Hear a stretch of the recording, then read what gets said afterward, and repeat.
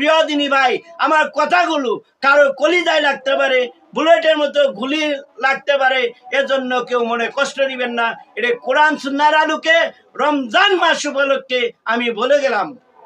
আল্লাহ রাব্বুল আলামিন জালেমদেরকে পছন্দ করেন না, ভালোবাসেন না। আল্লাহু লা ইউহিব্বুল জালিমুন। আল্লাহ রাব্বুল আলামিন জালেমদেরকে, অত্যাচারীদেরকে, জুলুমকারীকে পছন্দ করেন না। এ আলোকে বলতে চাই, এই যে রানিং চলতেছে রমজান মাস, এখানে অনেক ব্যবসায়ীরা আছেন, মালের দাম বৃদ্ধি করে দেওয়া হয়েছে, বাড়ানো হয়েছে, অতিরিক্ত ক্রেতাদের কাছে জুলুম করা হয়েছে। এই যে পণ্যের দাম, দ্রব্যের দাম যে বাড়িয়ে দিলেন, আল্লাহ রাসূলের আদর্শ হলো, আল্লাহ রাব্বুল আলামিনের হাবিব মুহাম্মদুর রাসূলুল্লাহ সাল্লাল্লাহু আলাইহি সাল্লাম বলেছেন যে রমজান মাস আসলে পরে তোমরা শ্রমিকদের বোঝা হালকা করে দাও, কাজের চাপ কমিয়ে দাও। যে ক্ষেত্রে আল্লাহ রাব্বুল আলামিনের হাবিব দুজাহানের বাচ্চা মুহাম্মদুর রাসূলুল্লাহ সাল্লাল্লাহু আলাইহি ওয়াসাল্লাম বলেছেন যে কাজের চাপ হালকা করে দাও, সীমিত করে দাও, তাহলে সেক্ষেত্রে এই যে আপনি আমি, আমরা যে মুমিন, আমরা যে মুসলমান, আমাদের মুসলমানিত্ব কোথায় যেয়ে দাঁড়িয়েছে?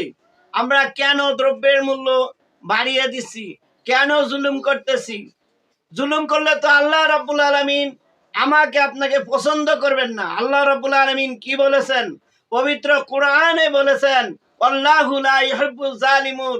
আল্লাহ রাব্বুল আলামিন বলেন, জালিমদেরকে অর্থাৎ অত্যাচারীদেরকে আমরা পছন্দ করি না। আল্লাহ রাব্বুল আলামিন বলেছেন অত্যাচারীকে পছন্দ করেন না।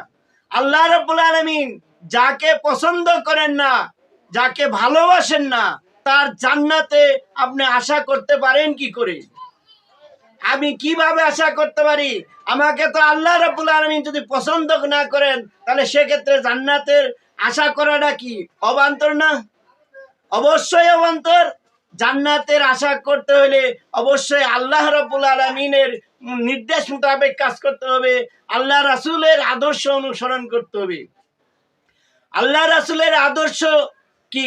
আল্লাহ রাসূল বলে গেছেন যে রমজান মাস আসলে তোমরা শ্রমিকদের কাজ হালকা করে দাও, চাপ কমায় দাও, সহনশীল করে দাও।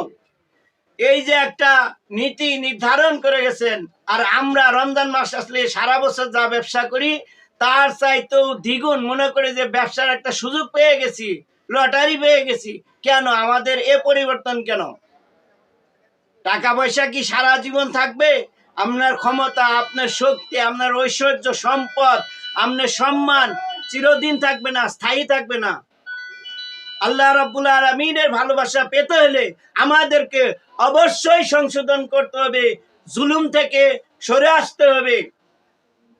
যেহেতু জুলুমকারীকে আল্লাহ রাব্বুল আলামিন পছন্দ করেন না, আল্লাহ রাসূলও পছন্দ করেন না, এক্ষেত্রে অবশ্যই আমাদেরকে সহনশীল হতে হবে, সদয় হইতে হবে, মানুষকে ভালোবাসতে হবে এবং নীতি নির্ধারণ, নিত্য প্রয়োজনীয় দ্রব্যের মূল্য অবশ্যই সীমিত আকারে লাভ করতে হবে।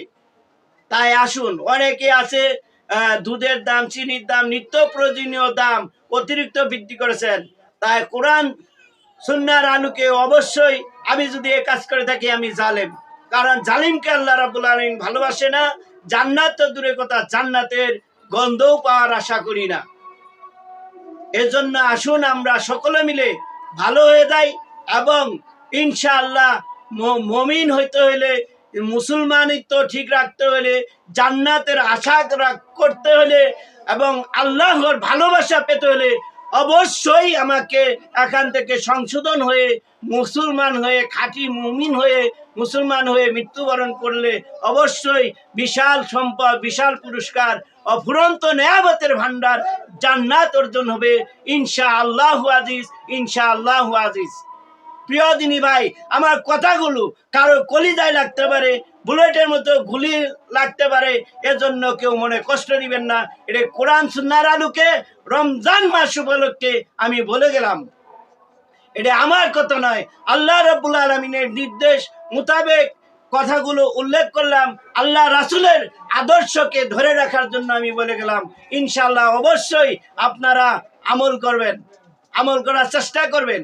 আমাদের দোয়া ও আমল ফেসবুক পেজটি অবশ্যই খুশি মনে, অবশ্যই খুশি মনে এক্ষুনি ফলো দিয়ে দেন। আর দোয়া আমল ফেসবুক পেজটি ফলো করবেন। পাশাপাশি আমাদের ইউটিউবে একটি চ্যানেল আছে দোয়া ও আমল, অবশ্যই আপনারা সাবস্ক্রাইব করে বেল আইকন বাজিয়ে পাশেই থাকবেন। এবং এই চ্যানেল থেকে অবশ্যই আপনি সদস্য হয়ে সারা জীবন দোয়ার ভাগী হয়ে যাবেন। দাওয়াতি কাজ হিসেবে অংশীদার হয়ে এক্ষুনি শরীক হয়ে যান, চ্যানেলের বন্ধু হিসেবে যোগ দেন। ধন্যবাদ। সকলের সুস্বাস্থ্য কামনা করে এখানেই শেষ করছি। আল্লাহ হাফেজ। আসসালামু আলাইকুম ওয়া রাহমাতুল্লাহি ওয়া বারাকাতুহু।